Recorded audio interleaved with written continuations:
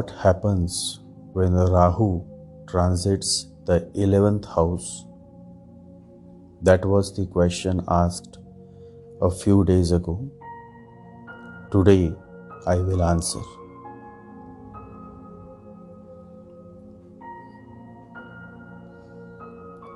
On your path, you will come across people who would appear to be positive, spiritual, but in reality, they will be utterly jealous of you, and they will try their level best to demotivate you, pull you down.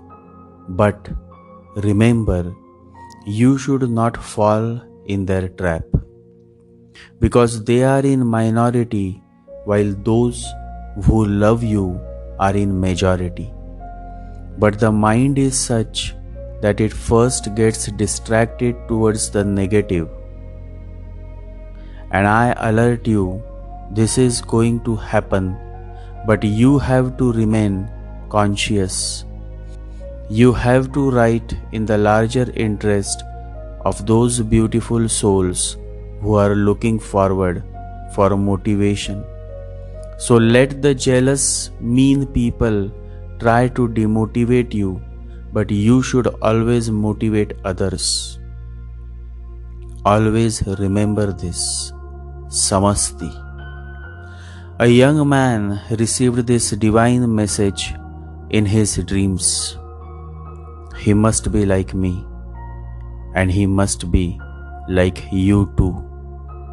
In life, on the path that you have chosen, you will find many people who will try their level best to demotivate you out of jealousy, out of ego, out of pride, out of malicious intentions.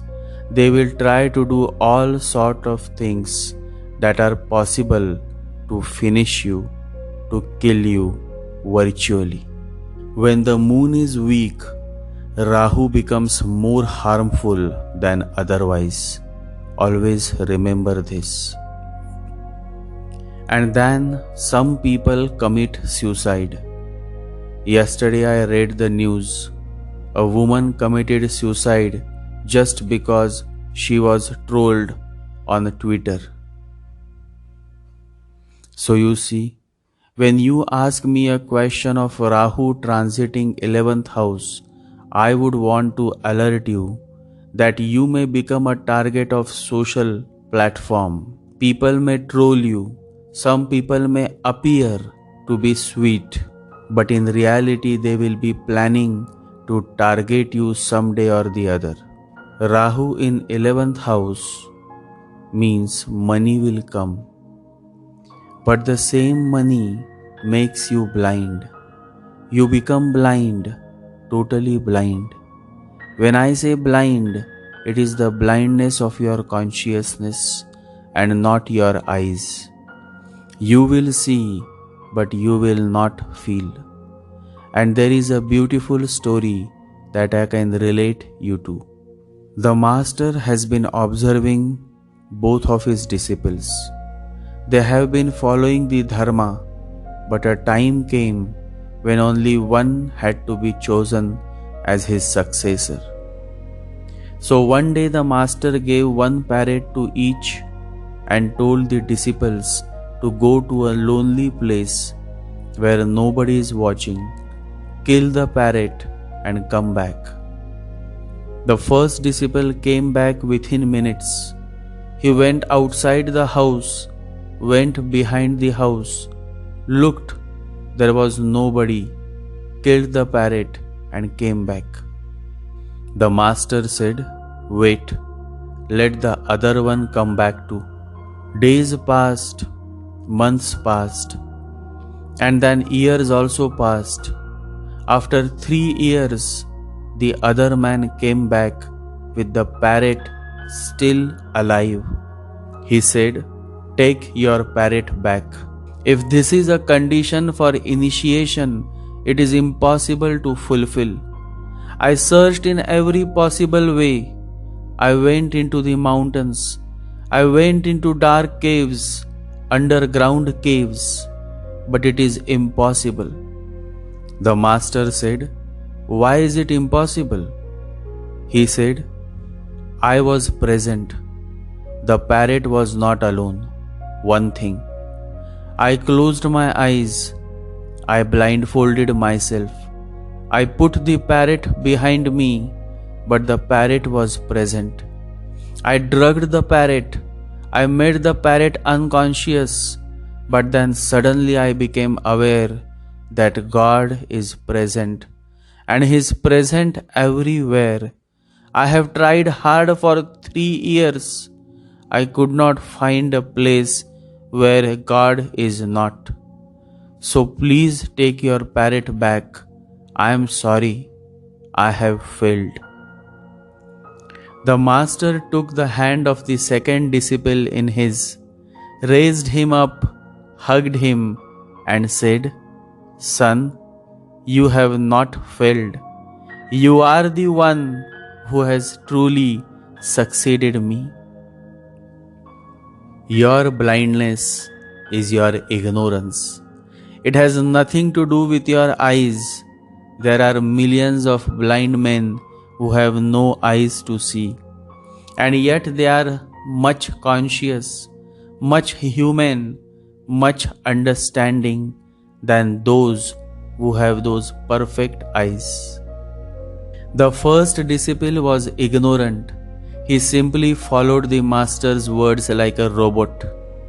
There was absolutely no consciousness, no awareness, no humanity, and no feelings. You will see, but you will not feel. That's what Rahu does. You fall for the appearance. You just fall for the looks, the words that are spoken. You never try to see what lies within. Millions and millions of beautiful women and handsome men are in this world, and they exist in almost every walk of life. And yet, not every woman who appears beautiful is truly beautiful within. But shallow people fall easily to the appearance. Rahu is appearance. Many times people with Rahu in ascendant looks highly appealing, magnetic. If a woman has a Rahu in ascendant, she has that perfect figure to which the man falls. And then a time comes in his life when he starts to figure out on how to get out of her clutch. But he is already caught. That is how Rahu entangles you like a ruthless serpent, and then you try hard to figure out on how to get a divorce or a breakup, but you are already in her trap, and now there is no way out. Never fall for the appearance. A good-looking woman can trap you easily, only if you are shallow and following only that what appears, just the way the first disciple falls for the words without going beneath those words and understanding the true essence of the test. And so the master then turns to the first disciple and says, "Get out and get lost. You are simply stupid. It will take lives for you to understand what I have to teach." But to the other, the second disciple, the master says, "You are accepted. You are welcome. This was a test, and you have passed it." Test of consciousness. Life at every moment is testing your consciousness. Why divorce happens, why breakup happens, it has more to do with consciousness. It has more to do with the shallowness within you. You are happily married, and yet you fall for a woman. Why? Ask yourself, why? And the most obvious answer is her appearance. You fall for those looks, those sweet talks. All is appearance. It is just a trailer. You haven't yet found the real movie, the real package that lies beyond the trailer that you have been falling for. Appearance, that's Rahu. 11th house, that's your girlfriend or boyfriend or second wife. And Rahu in 11th house is a strong indication that you will come across men and women who will appear to be good, to be nice, but in reality, the story is something else. The ancient seers have signified 11th house as a Marak house. Strange, because this house brings you a girlfriend, money, status, and yet it is called Marak. Were the sages mad? When a wise man is sitting with 10 madmen, it is the wise man who is called fool, because the majority always wins. But in reality, the sages were so wise that when they scripted the essence of astrology, the age, that period was very spiritual in nature. So anything that comes in between you and your spiritual progress was considered to be Marak. See how beautiful is this. But now we have come so far that beyond sex, beyond money, beyond power, there is absolutely nothing that can attract you.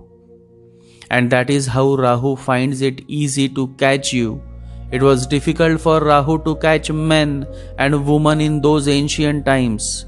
But now it is easy because people have become shallow.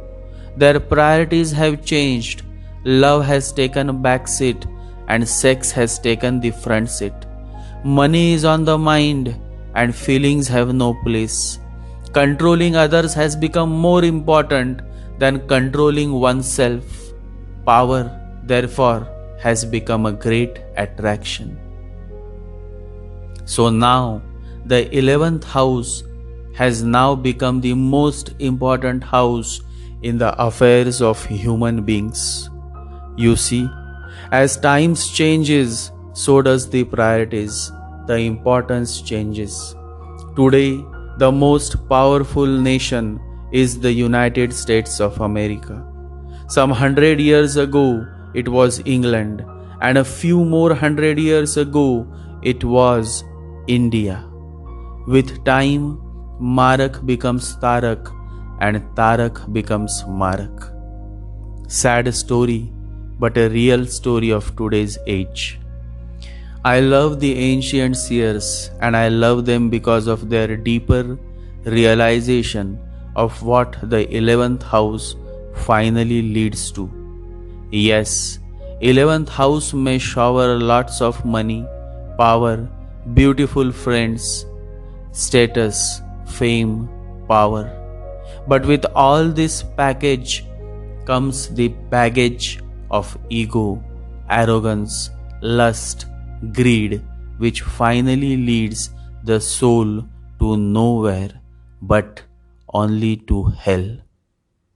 The Bhagavad Gita says that there are only three gates of hell cause one's destruction: desire, anger, and greed. Therefore, give up these three, says the Bhagavad Gita. You see why the ancient seers labeled the 11th house as a Marak? How deep is their vision? Truly, that is why I have been saying again and again, astrology is beyond mathematics. Astrology is spiritual by nature. But people don't get it. They are still stuck in the calculations and in houses and in cusps and in yogas. Now, the 11th house has all the pleasures you have been seeking for many past lives. Look at the 5th house, that is where the key to unlock the pleasures of the 11th house is. If your 5th house is well aspected, the 5th house lord is positive, only then the assets of the 11th house can be utilized with consciousness. This is of great significance.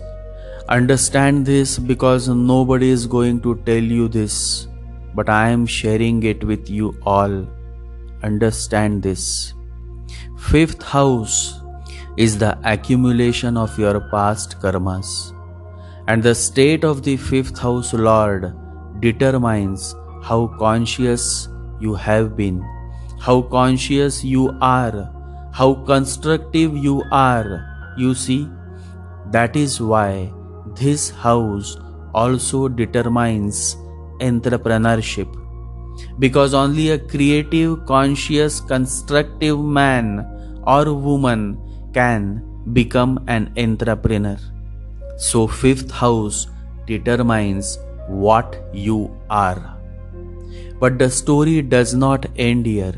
You may be a good man, a good woman, a good entrepreneur, but will you succeed? How much will you succeed? And the answer is found in your 11th house and 11th house lord placement. I am going to make a revelation. The 11th house is Rahu. It is a very strange revelation. But if you look deeply into the matters of the 11th house, then you will find that Rahu indeed is comfortable in 11th house. Because Rahu is all about Maya, illusions, and 11th house is also Maya, illusions of material world. And so, Rahu, if is in the sign of Libra, Aquarius, Gemini, then definitely this Rahu showers upon you the Maya and makes you so much blind that only if you have a strong 5th house and 5th house lord, then you can find balance. Else, the Maya of Rahu drags you all the way to so much so that you become money and just money. 11th house is Rahu's house. 11th sign, that is Aquarius, is also Rahu's sign. Have you ever met an Aquarius woman? A woman who has her moon in Aquarius sign? She is from head to feet a perfect Rahu. Aquarius moon women are outspoken, modern, or in some cases highly modern, generally not traditional. They like everything that goes against the social norms. Basically, they are the rebels. You tell them do this and they will ask you 100 questions. Aquarius women or men are not very faithful, not very traditional. Rahu won't let them. Their moon, that is mind, is always under the influence of Rahu. So they are not emotional. They are highly intellectual. They are totally in their mind. There is absolutely no place for the heart. Such women and men will do well in IT, engineering. They also do well as surgeons because all these fields need no emotional connection. Even in the military, they are exceptionally good. A doctor can cut your stomach only if he has that emotional disconnect. And Aquarius is one of the most emotionally disconnect zodiac sign. So Rahu in 11th from transit or natal placement is good for the material progress. You will get what you had wished for, but how are you going to use it is totally based on the position of your past karma, your consciousness, which is your 5th house. Last week, I was seated in an old shrine, and the shrine is such that it is big with a beautiful garden, and many young boys and girls come to study because it is a nice place for studies, quiet and peaceful. And seated on the floor looking at the master's photo, a thought came, this is the fifth house. You see, even locations are influenced by certain energy to which, as per astrology, you can address as fifth house, sixth house, seventh house, and so on. So many boys and girls come, they are deeply engrossed in their studies. Nearby is the samadhi of the benevolent divine master, and who knows, as they study together, it is obvious that within a few of them, love may also spark up. A perfect fifth house that has love, studies, and also divinity. But then a question came, how come love relates to the fifth house? And now, as I am speaking, I realize that fifth house is the house of consciousness. Suddenly I am enlightened with the fact that yes, consciousness is the door to real love, true love, the higher love. And that is how love gets connected to the fifth house. Always remember, at its highest, love is a religious state of consciousness. I love you too. Buddha loves, Jesus loves, but their love demands nothing in return. Love succeeds, love never fails you. Always remember this. You fail love because of your ego, because of your ignorance, but love never fails you. In life, many of you go across multiple relationships. In fact, it is a good thing.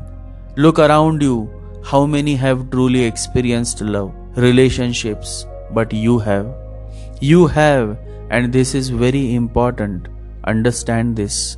You have. It is okay that the relationship may have failed. It is okay that at several stages, love may have dried away in your life. But at least you had the experiences, and it is those experiences that have helped you to evolve, to mature, to become a totally different person than you had been when it had all begun. And so I never look down upon those men and those women who had been through many relationships, because it is these relationships, these experiences, these failures that help you to mature, to understand life. In fact, that man, that woman is truly the most beautiful person who has the courage to declare to the skies whatever they are, whatever they have been through. It really takes courage to be what you are. The master always likes the man, the woman who has the courage to declare their reality. Such a man, such a woman always is welcome, because to experience the beyond, courage is needed. And a man, a woman who has the courage to reveal all that he or she is and had been through can certainly jump, and only that man and woman can reach the beyond who has the courage to jump. You may have many encounters of love affairs, that's your fifth house. But you are failing, or you have failed in those love affairs whenever your fifth house, the 11th house, comes under a transit that either makes you ignorant or brings someone who is more attractive than you, and then your love partner, boyfriend or girlfriend leaves you. Then what to do? That is the main question, isn't it? And the answer is simple: let go. Because if you try to bring him or her back, what is the guarantee that they will stay on? But who wants to listen? Your heart knows the truth, but your mind is not willing to accept. And that is how you make your life more miserable. Just a few days ago, a young man called me and said, "From last few weeks, I am taking sleeping pills because my girlfriend has left me." A woman is not the weaker sex. It is the man who is the weaker sex. Understand this. This is of great significance. The woman has more resistance power. The man is very weak against small bugs, and yet he becomes Muhammad Ali the Great. He cannot fight small bugs. He is incapable of doing any boxing against them, but the woman does. It is a very strange thing that the suicide rate of the man is double than that of the woman. And still, do you believe that woman is the weaker sex? She suffers more.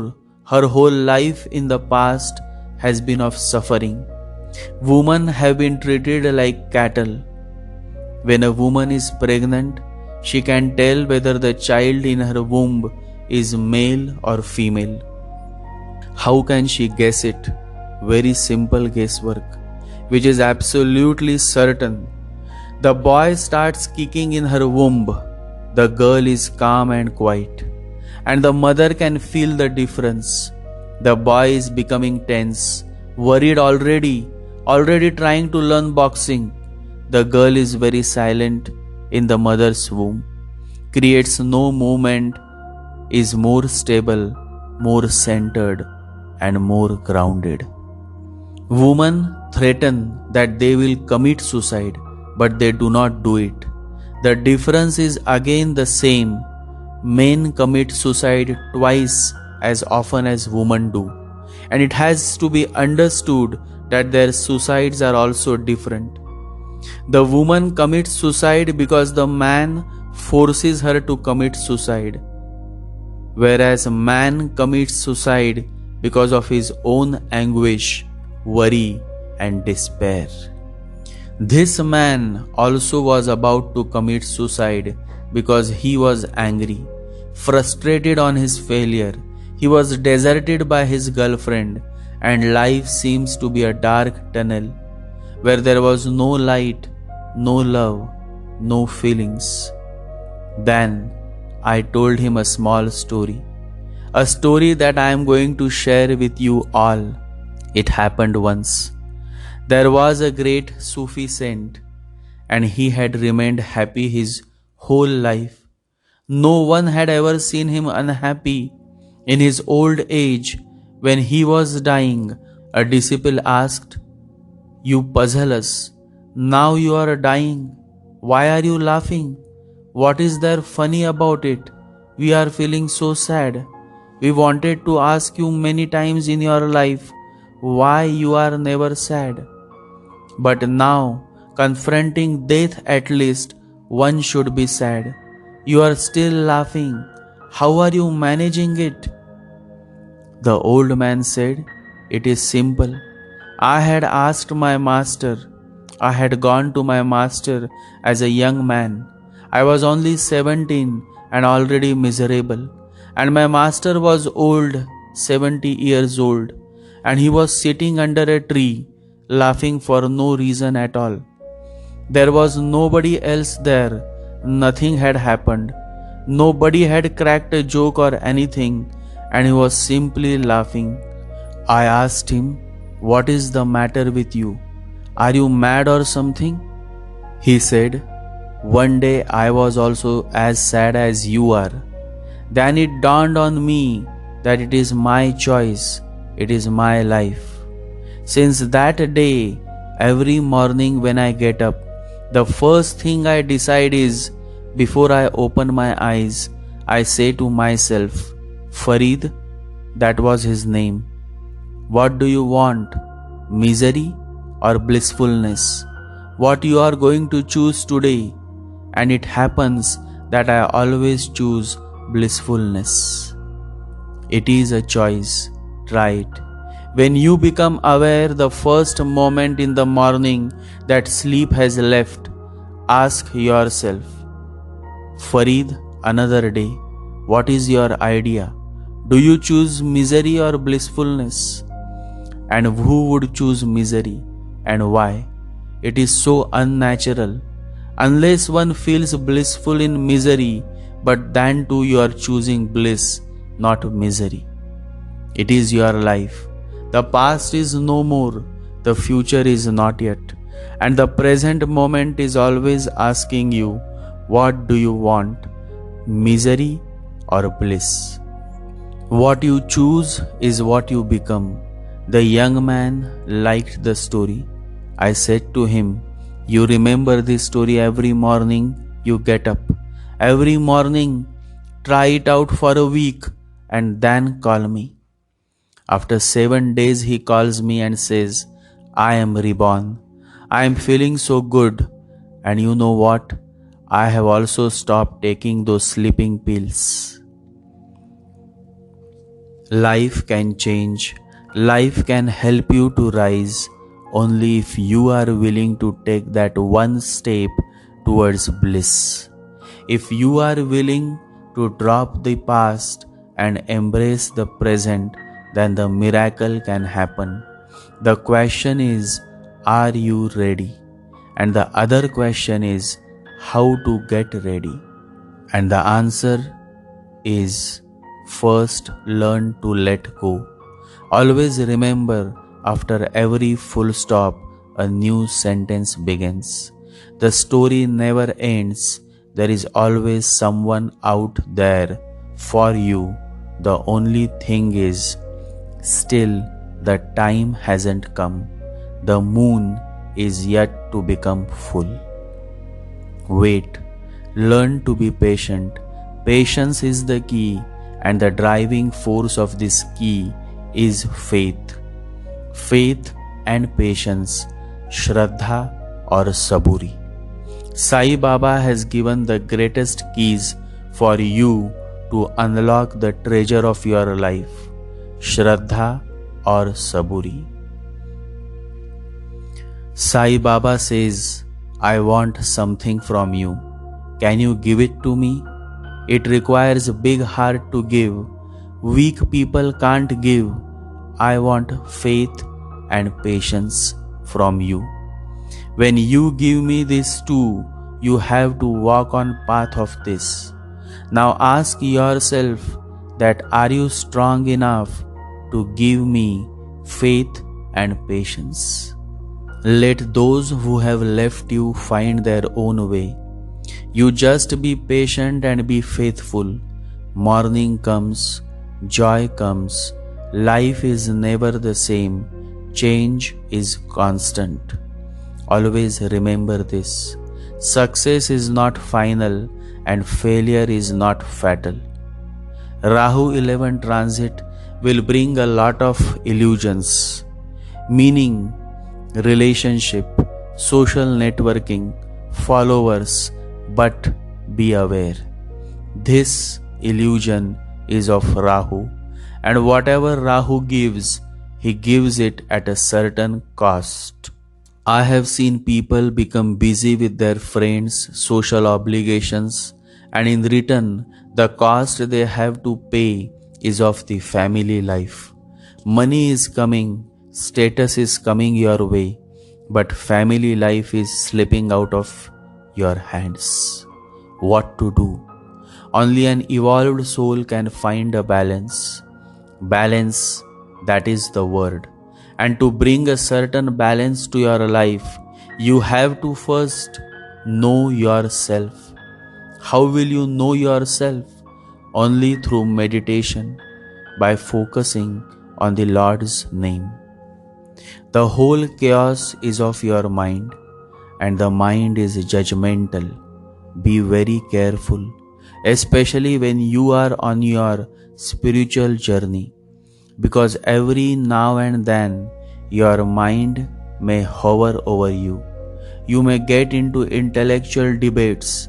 You may fall for appreciations. You may become a victim of your ego. There are many hurdles that you have to consciously overcome. It sounds difficult, but with the arrival of the Guru, the benevolent Master, everything becomes possible. Remember one thing, the Guru is not the one who holds the torch. The Guru is the torch. Always remember, man has the capacity to create power, great power, infinite power. Man is not as small as he appears. Just a small atom, invisible to eyes, can create immense power. What to say about human consciousness? Consciousness. The beauty of consciousness is beyond the power of words. When you are living with consciousness, it doesn't matter if the whole world calls you a fool. And if you are living with ignorance, it doesn't matter even if the whole world calls you a genius. I have always been saying that those who try to read my answers or listen to my podcast through their mind, they will not understand a single word. And that reminds me of Lao Tzu. Lao Tzu also says, when somebody listens to my teaching without the mind, he becomes enlightened. If somebody listens to my teaching through the mind, then he finds his own explanations which have nothing to do with me. And then Lao Tzu says, then there is a third type of people who listen without listening. When somebody listens as if he is listening without listening, then he laughs at my foolishness. Lao Tzu further says, and the third type of mind, the third type of people are always in the majority. And so, Lao Tzu says, if the majority doesn't laugh at you, be aware that you must be saying something wrong. If the majority laughs, only then you are saying something true. When the majority thinks you are a fool, only then there is some possibility of your being a wise man. Otherwise, there is no possibility. Gains 11th house is one thing. What you make out of those gains, 5th house is the other thing. And my purpose is simply to help you and to all my listeners to raise your awareness. Else, there are millions and millions of sources of astrology, but my sharing is beyond astrology. Astrology has become the tool of the mind, when in reality it has nothing to do with the mind.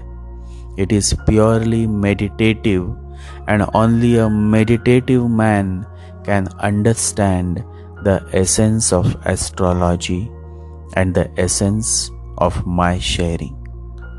Be more and more meditative, and I tell you and all my listeners and followers that throw away the mind and come to the core of your heart. That is where the true answer is. That is where the essence of true life is. Enough for today. Meditate every day and always remember, you are not alone.